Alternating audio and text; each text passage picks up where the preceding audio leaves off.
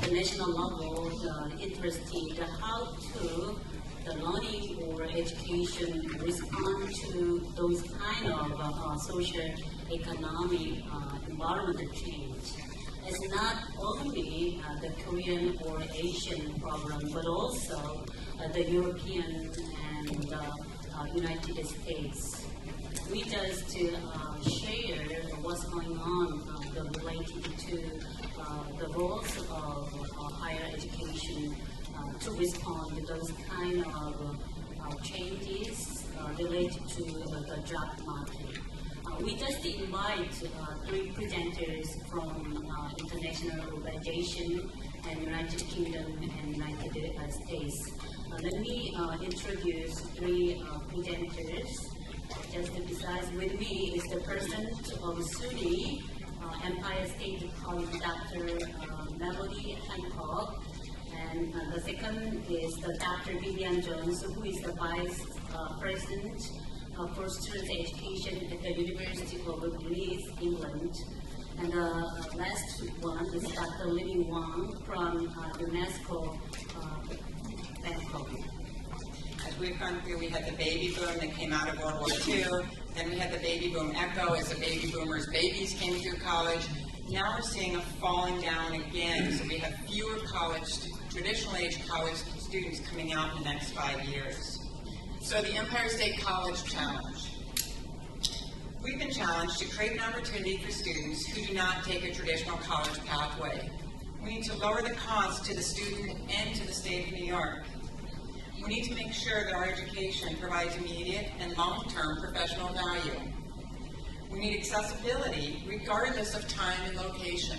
We try to balance tradition with innovation. We're fortunate that we were set up to be innovative.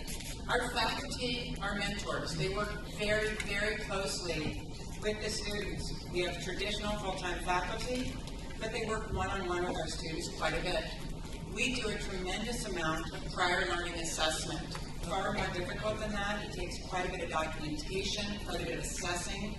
However, if you have a 30-year-old student who has been quite interested in history and has read numerous history books, gone to various field trips around different historical relevant locations, maybe done reenactments, that person certainly has more understanding of that perspective of history, say U.S. history, than they would in an entry-level history class.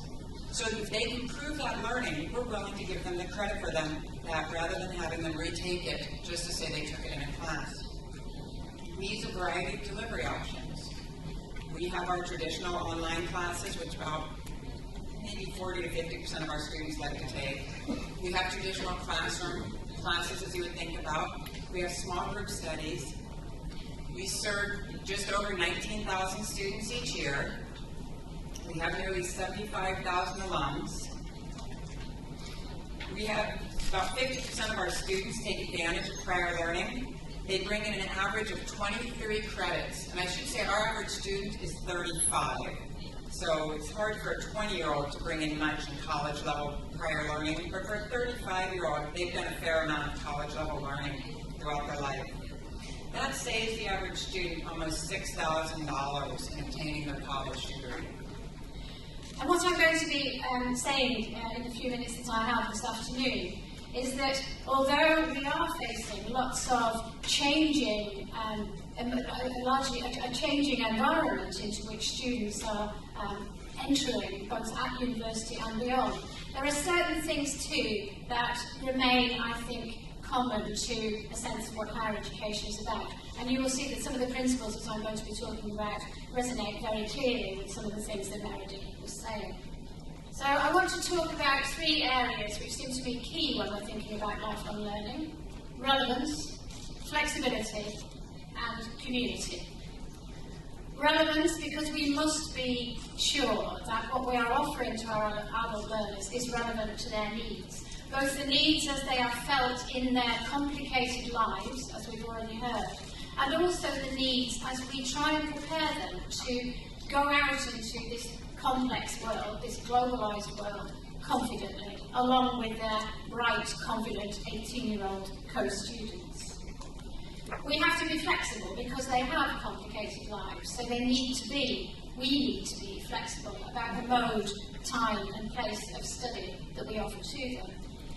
And we have to think about the community of learning that we offer to adult learners, many of whom are much less confident, as I've already suggested, but aware of the opportunity to do distance learning. But one of the points I want to make here is the importance of face-to-face work.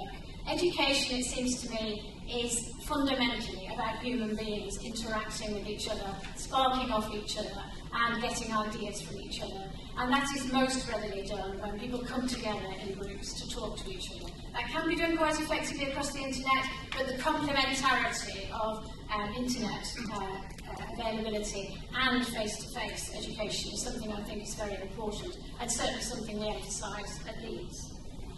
Lifelong learning concept is very simple. It's just one need us to have a holistic approach to learning.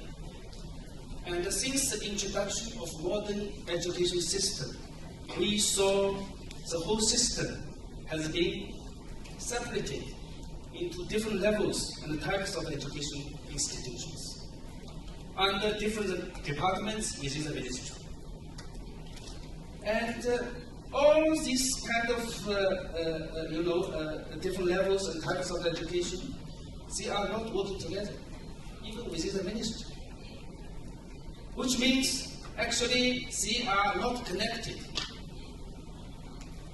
And they are not connected under the principle of lifelong learning, to not only targeting school leavers, but also to serve adult learners, to provide continuing and professional development programs.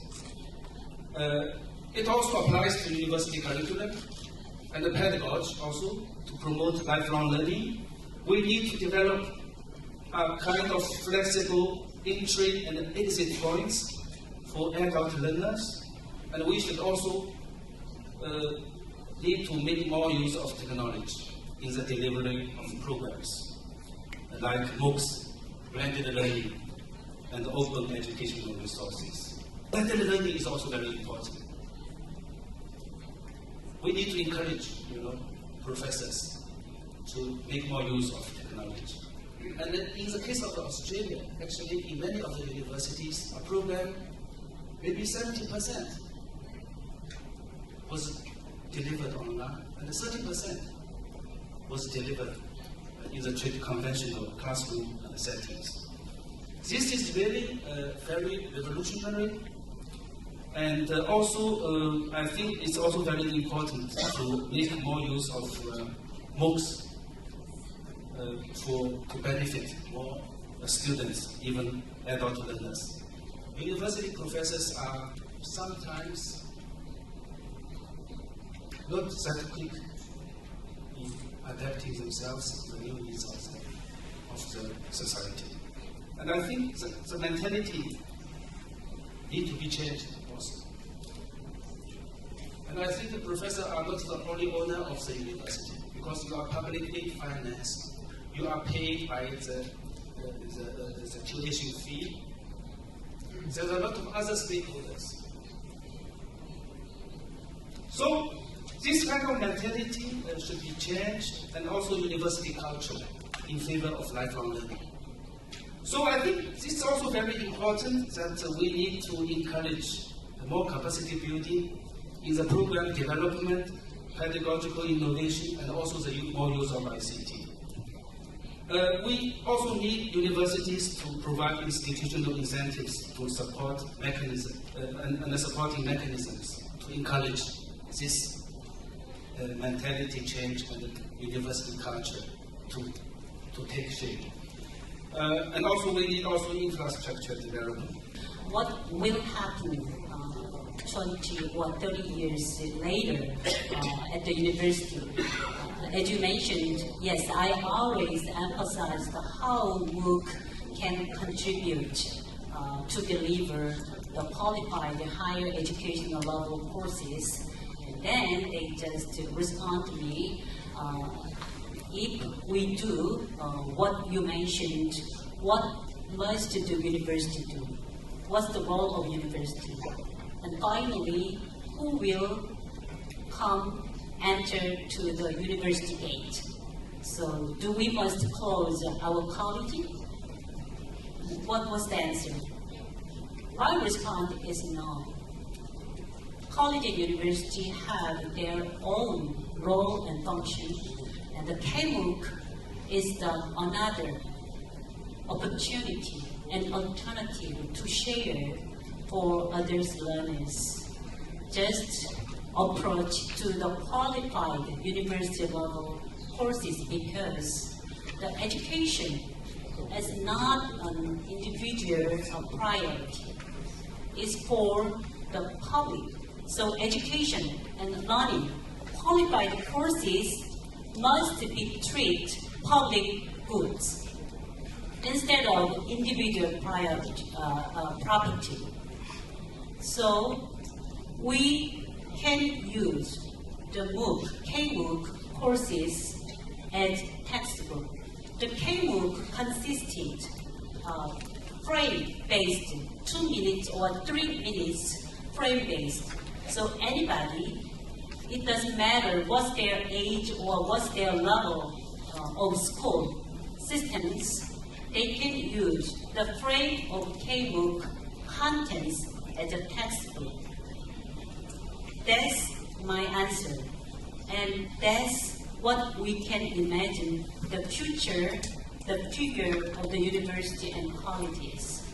Nobody deny we must keep our learning until our death. If we agree this kind of assumption, we have to think about how learning and educational opportunity share with the people, especially disadvantaged, who cannot take fully their accessibility. That's our task. It's not in our domestic issues. It must be shared out of countries at the international level.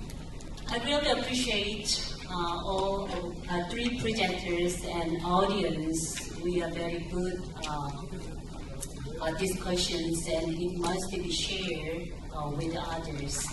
Thank you for your participation. Why don't you give a big clap?